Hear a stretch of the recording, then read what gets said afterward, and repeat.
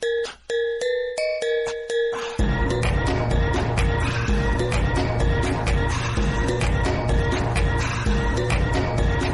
everyone. So we are studying the chapter 2 of economic people as resources.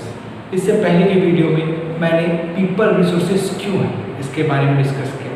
इसके साथ साथ मैंने आपको बताया था कि economic activities for man and womens क्या है और मार्केट और नॉन मार्केट एक्टिविटीज़ के बारे में भी हमने डिस्कस किया था। लास्ट के वीडियो में हमने क्वालिटी ऑफ पॉपुलेशंस में एजुकेशन और हेल्थ के बारे में अच्छे से जानकारी इकट्ठा करी। अब हम आज के इस वीडियो में अनएम्प्लॉयमेंट के बारे में जानेंगे।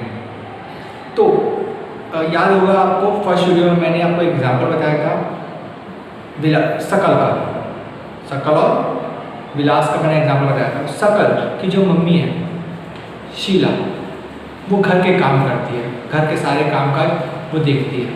इसके अलावा जो उसका छोटा भाई है जीतू और उसकी छोटी बहन शीतू है, वो दिन भर खेलते हैं और इधर उधर घूमते हैं।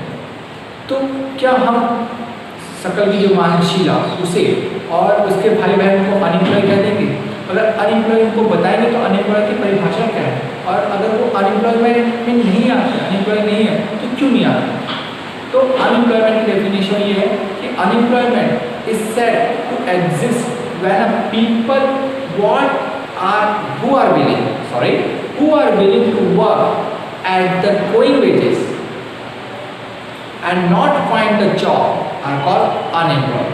तो अनएम्प्लॉयमेंट वो है जो चाहते हैं कि वे काम करें पर उन्हें काम नहीं मिलता, जिनकी इच्छा वो पैसे कमाए और वो कमा नहीं पाते, तो ऐसे लोग को अनएम्प्लॉयमेंट कहते हैं। और इस हिसाब से शीला और जीतू और सीतू इस कैटेगरी में आते हैं, क्योंकि शीला इंटरेस्टेड नहीं है पैसे कमाने में, वो घर के काम करके ही खुश है, वो बाहर काम करना नहीं चाहती, तो उसे हम अनएम्प्लॉय नहीं कह सकते। और जीतू और शीतू इतने छोटे हैं कि उसे भी हम काम पे नहीं भेज सकते। पॉपुलेशन कंट्री की पॉपुलेशन के में आने वाले 15 ईयर से 59 ईयर के बीच में जितने लोग आते हैं उन्हें वर्क फोर्स कहा जाता है। वर्क फोर्स मीन्स वे लोग जो काम कर सकते हैं, वे जो इनकम कमा सकते हैं, जो नेशन के ग्रोथ में हिस्सा ले सकते हैं। ठीक है। शकल के जो भाई बहन जीतू और शीतू वे इस एज में नहीं आते, वे बहुत छोटे हैं, तो इस कारण हम उन्हें अनएम्प्लॉय नहीं कर सकते। और जैसे कि मैंने आपको बताया कि शीला जो कि घर का काम करती है, घर की देखभाल करती है, अपने भाई अपने छोटे बच्चों को देखती है। शकल के उसके पापा जो है जो फील्ड में काम करने जाते हैं उनके लिए पूरी तैयारी करती है, टिफिन से लेकर के हर एक चीज़ की। तो ऐसे में वो इंटरेस्टेड नहीं कि वो बाहर जाके काम करे और पैसा कमाए, तो उन्हें भी हम अनएम्प्लॉय नहीं कह सकते। और अगर शकल की ग्रैंड पेरेंट्स, अगर हम एग्जाम्पल देते हैं, अगर शकल के ग्रैंड पेरेंट्स होते तो वो भी इस कैटेगरी में नहीं आते, क्योंकि उनकी एज बहुत ज़्यादा हो गई होती है। तो अनएम्प्लॉयमेंट क्या होता है, किस तरीके से होता है, आइए डिस्कस करते हैं। इंडिया में अनएम्प्लॉयमेंट रूरल और अर्बन एरिया मतलब गांव और शहर में अलग अलग तरीके से देखे गए हैं। जो नेचर है अनएम्प्लॉयमेंट का, रूरल एरिया में अलग है और अर्बन एरिया में अलग है। रूरल एरिया में ज़्यादातर सीजनल और डिस्गस्ड अनएम्प्लॉयमेंट देखने को मिलता है, और अर्बन एरिया में ज़्यादातर एजुकेटेड अनएम्प्लॉयमेंट। तो आइए वन बाय वन हम तीनों अनएम्प्लॉयमेंट के बारे में जान लेते हैं। पहला है सीजनल अनएम्प्लॉयमेंट। इसमें क्या होता है कि जो लोग हैं वे कुछ पर्टिकुलर सीज़न में कुछ स्पेशल, जो कुछ मुसीबत वाले जो मंथ होते हैं, कुछ ऐसे मंथ होते हैं ईयर में जिसमें उनको काम नहीं मिलता। ठीक है। ऐसे जो है लेबर्स होते हैं वो ज़्यादातर एग्रीकल्चर लेबर्स होते हैं कि भैया एक बार उन्होंने क्या किया, सोइंग कर ली, हार्वेस्टिंग कर ली, वीडिंग कर ली, थ्रेसिंग कर ली, अब उसके बाद वे खाली बैठ जाते हैं। बहुत से मंथ वे खाली बैठे रहते हैं, और ऐसे खाली बैठना, ऐसे अनएम्प्लॉयमेंट को हम लोग क्या कहते हैं, सीजनल अनएम्प्लॉयमेंट, क्योंकि वो पूरी तरह से किस में डिपेंड रहते हैं, एग्रीकल्चर में। Second, disguised unemployment. इसमें क्या होता है कि कुछ लोग एम्प्लॉयड अपेयर्ड होते हैं, ऐसा लगता है कि काम कर रहे हैं पर उनके काम करना या ना करना एक बराबर है। जैसे मान लो कि एक एग्रीकल्चर प्लॉट है, ठीक है। एग्रीकल्चर जो प्लॉट है वहाँ पे टोटल जो है 5 मेंबर इंगेज्ड है, 5 मेंबर ज़रूरी है, इतने 5 मेंबर लग जाएंगे इस प्लॉट को, इस जो एग्रीकल्चर प्लॉट है उसको कल्टीवेट करने के लिए, लेकिन वहाँ पे 8 लोग इंगेज है उसी काम को लेकर के, ठीक है। इसमें से 3 जो है वो लोग एक्स्ट्रा है, क्योंकि अगर ये 3 लोग को हटा भी दिया जाता है, किसी कारणवश ये काम नहीं कर पाते हैं, तो भी कल्टीवेशन तो उतना ही होगा जितना होना है 5 लोग के काम करने पर। तो ये जो 3 लोग जो दिखने को प्रोडक्टिव है, ये 3 लोग ही डिस्कस अनएम्प्लॉय कहलाएंगे। जो 3 एक्स्ट्रा लोग हैं जिनकी वहाँ पे ज़रूरत नहीं थी, वे ज़बरदस्ती यानी अब कोई काम नहीं है तो वहीं जाके काम कर लेते हैं, इस तरीके से अगर ये काम कर रहे हैं उस प्लॉट में तो ये क्या कहलाता है, डिस्कस अनएम्प्लॉयमेंट। अब अर्बन एरिया में जो एजुकेटेड अनएम्प्लॉयमेंट पाया जाता है उसके बारे में देख लेते हैं कि एजुकेटेड अनएम्प्लॉयमेंट क्या होता है। ये फिनोमिना आपको वर्ड से समझ में आएगा, कैसे बहुत से यूथ हैं जो कि 12th पास है, ग्रेजुएट है, पोस्ट ग्रेजुएट है, उनके पास डिग्री भी है पर उनको बहुत जॉब नहीं मिल रही, और इस तरीके से ये अनएम्प्लॉयमेंट शहरों में फैला हुआ है। ये बहुत ही ज़्यादा देखा गया है ग्रेजुएट और पोस्ट ग्रेजुएट में एज़ कम्पेयर टू 12th, है ना।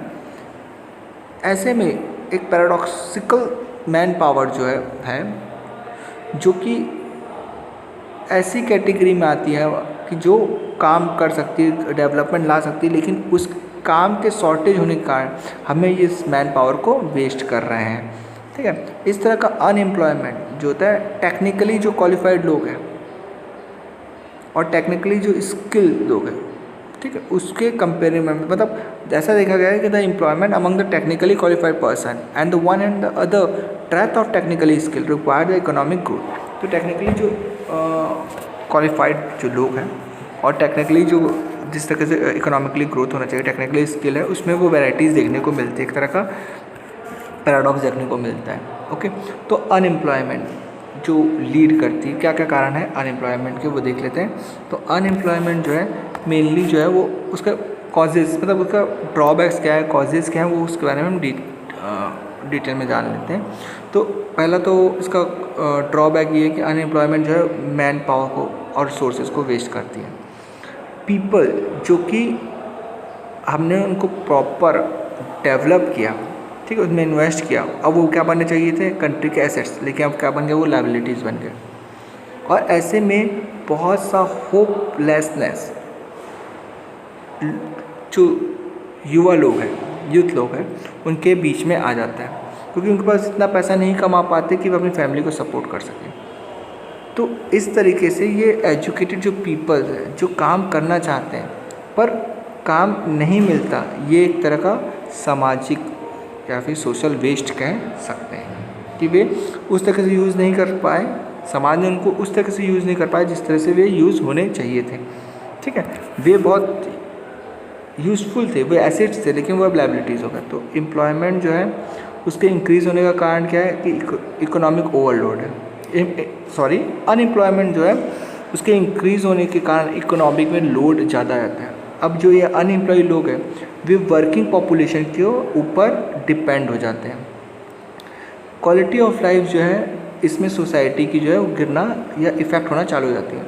फैमिलीज़ जो इन अनएम्प्लॉयज़ की फैमिली है वे सस्टेनेबल मतलब बेसिक जो नीड्स है, जो जनरल नीड्स है, उसको भी पूरा नहीं कर सकती, जैसे वही हेल्थ स्टेटस और स्कूलिंग सिस्टम धीरे धीरे गिरने लग जाता है अनएम्प्लॉयमेंट के कारण। तो एक अनएम्प्लॉयमेंट बहुत बड़ा इश्यू है हर देश के लिए। इसके अलावा अनएम्प्लॉयमेंट जो है उसका टर्मिनल ओवरऑल जो ग्रोथ है इकोनॉमी में वो बहुत ही खतरनाक होता है, क्योंकि जितना ज़्यादा अनएम्प्लॉयमेंट होगा इकोनॉमिक ग्रोथ उतना गिरता जाएगा। अगर एम्प्लॉयमेंट बढ़ रहा है तो इकोनॉमिक ग्रोथ गिरेगा। इसके अलावा जो हम अपने रिसोर्सेज है, जो ह्यूमन रिसोर्सेज है, उसको हम वेस्ट कर देते हैं। जो लोग एसेट्स बनने वाले थे अब वो लायबिलिटी बन गए हैं देश के लिए, ठीक है। तो जो गेनफुल एम्प्लॉयड है वो अब लॉस बन चुके हैं देश के लिए।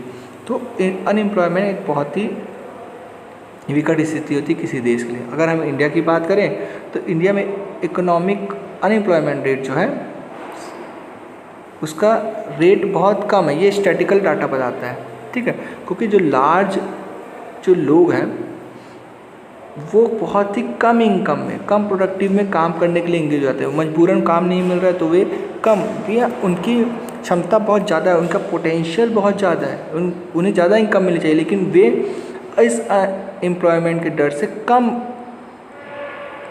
इनकम या अपने पोटेंशियल के हिसाब से कम जगहों पे काम करने लग जाते हैं। और इस तरीके से जो वर्क उनको, अभी कई लोगों को परस्यू किया जाता है कि आपको ये काम करना है, आपको ये जॉब करना है, तो उनको फोर्स किया जाता है कि उस जॉब को करना है जिनकी उनकी इच्छा नहीं है। उनको चॉइस ही नहीं मिलती कि वो अपने मन के मुताबिक, अपने पोटेंशियल के हिसाब से जॉब चुन सकें। ऐसे में कई जो गरीब लोग हैं वो खाली बैठना पसंद करते हैं, बहुत समय तक वो खाली बैठ रहते हैं। इसके अलावा उनकी जो इन खाली बैठने के कारण वे अपनी पोटेंशियल अर्निंग को लॉस कर देते हैं, वो देश के काम नहीं आ पाती, यहाँ तक कि वे अपने जो बेसिक नीड है लाइफ की उसे भी पूरा नहीं कर पाते। ओके, इसके अलावा अगर हम ध्यान से अगर देखें तो एम्प्लॉयमेंट स्ट्रक्चर जो है वो सेल्फ एम्प्लॉयमेंट, जो प्राइमरी सेक्टर में सेल्फ एम्प्लॉयमेंट है वो ज़्यादा है। अगर एम्प्लॉयमेंट की स्ट्रक्चर की हम बात करते हैं तो प्राइमरी जो सेक्टर है, एग्रीकल्चर सेक्टर, उसमें सेल्फ एम्प्लॉयमेंट ज़्यादा होता है। पूरी की पूरी फैमिली जो है एक फील्ड में काम करती है और अपनी नीड को पूरा करती है। पर इस स्थिति में डिस्गस्ट अनएम्प्लॉयमेंट पैदा होता है, जिसके बारे में हमने अभी थोड़ी देर पहले बात की थी, खासकर एग्रीकल्चर सेक्टर में। ठीक है, इसमें क्या होता है, जितना भी प्रोडक्शन होगा उसका शेयर जो है उसको बांट दिया जाएगा जितने भी फैमिली मेम्बर्स हैं उनमें। ऐसे में क्या होगा, सबको थोड़ा थोड़ा ही मिल पाएगा, जो उनकी जो मेहनत थी उसके अकॉर्डिंग उनको नहीं मिल पाएगा, उनको कम मिलेगा। इसके कारण वे क्या होगा, वो अपनी फैमिली की नीड नहीं पूरा कर पाएंगे, वे गरीब के गरीब ही रह जाएंगे। और अगर कम मेंबर काम करते हैं तो ऐसे में लोगों को ज़्यादा सरप्लस मिलेगा और वे ज़्यादा डेवलप कर पाएंगे। कई बार क्या होता है कि ज़्यादा पैसे के चार्ज में कई जो एग्रीकल्चर लेबर है वे जॉब के सर्च में एक जगह से दूसरी जगह, मतलब जॉब की तलाश में एक जगह से दूसरी जगह चले जाते हैं। आइए अब हम देख लेते हैं कि जो एम्प्लॉयमेंट है वो तीनों सेक्टर में किस तरह से अपना प्रभाव दिखाता है। तो एग्रीकल्चर सेक्टर जो है वो सबसे ज़्यादा लेबर ऑब्जर्विंग सेक्टर है, सबसे ज़्यादा जो लेबर हमको देखने को मिलते हैं वो एग्रीकल्चर सेक्टर में मिलते हैं। पर अभी कुछ सालों में हमने देखा है कि अब एग्रीकल्चर लेबर धीरे धीरे मोटिवेट हो रहे हैं और आगे बढ़ रहे हैं, क्योंकि डिस्कस जो अनएम्प्लॉयमेंट जो उनके बीच में फैला था उससे वे प्रभावित होकर के अब वे शिफ्ट हो रहे हैं दूसरे सेक्टर में। तो जो एग्रीकल्चर जो है सरप्लस जो है एग्रीकल्चर लेबर्स का वो धीरे धीरे बढ़ रहा है, क्योंकि कुछ लोग जो है अब वो कहाँ चले गए, सेकेंडरी सेक्टर में काम करने के लिए या फिर टर्शरी सेक्टर में। एग्रीकल्चर लेबर सेकेंडरी और टर्शरी सेक्टर में शिफ्ट हो रहे हैं। सेकेंडरी सेक्टर की बात करें तो स्मॉल जो स्केल मैन्युफैक्चरिंग है, स्मॉल बिजनेस है, वहाँ पे ज़्यादा लेबर काम करते हैं। सेकेंड अगर हम पोजीशन ले तो सेकेंड पोजीशन में स्मॉल स्केल इंडस्ट्रीज़ या स्मॉल स्केल मैन्युफैक्चरिंग इंडस्ट्रीज़ जो है वो स्मॉल बिजनेस में ज़्यादा लेबर, ज़्यादा लेबर हमको देखने को मिलते हैं। इसके बाद टर्शरी सेक्टर्स में जो है वो भी अब नए नए सर्विसेज ईजाद कर रहा है, जिसके कारण अब बायोटेक्नोलॉजी, इंफॉर्मेशन टेक्नोलॉजी और ऐसी बहुत सी नई जगहों पे जॉब अपॉर्चुनिटी बढ़ रही है। तो आइए हम इस बात को एक एग्जाम्पल के द्वारा समझने की कोशिश करते हैं। एक गांव है जहाँ पे बहुत सी फैमिलीज रहती हैं। ये गांव अपने आपस में जितनी फैमिलीज है वो आपस में अपना काम बांट लिए हैं फैमिली लोगों ने, और वे अपना काम खुद कर लिया करते हैं। उनके पास बहुत सा अनाज है जो वो अपने कंजम्पशन के लिए उन्होंने रखा हुआ है। अपनी जो नीड्स है वो खुद ही पूरा कर लेते हैं। वो अपने क्लोथ खुद ही सिल लेते हैं, अपने बच्चों को खुद ही पढ़ाते हैं।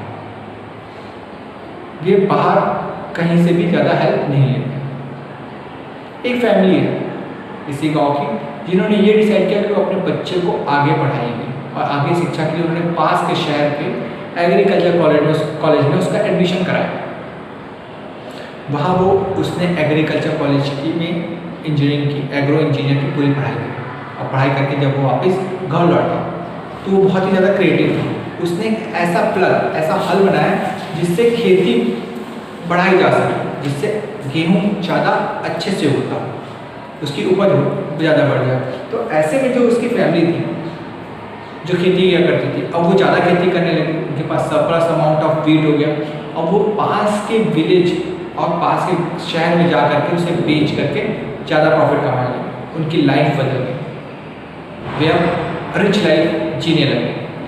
उनकी इस स्थिति को देख करके गाँव के बाकी लोग भी इंस्पायर हुए। उन्होंने पंचायत में मीटिंग बुलाई और पंचायत में उन्होंने ये कहा कि वे अपने बच्चों को पढ़ाना चाहते हैं, वे अपने बच्चों को अच्छी शिक्षा देना चाहते हैं। तो पंचायत ने डिसाइड किया कि वे गांव में स्कूल खोलेंगे। गांव वाले एग्री हो गए कि अगर गांव में स्कूल खुलता है तो वे सारे के सारे अपने बच्चों को स्कूल भेजा करेंगे।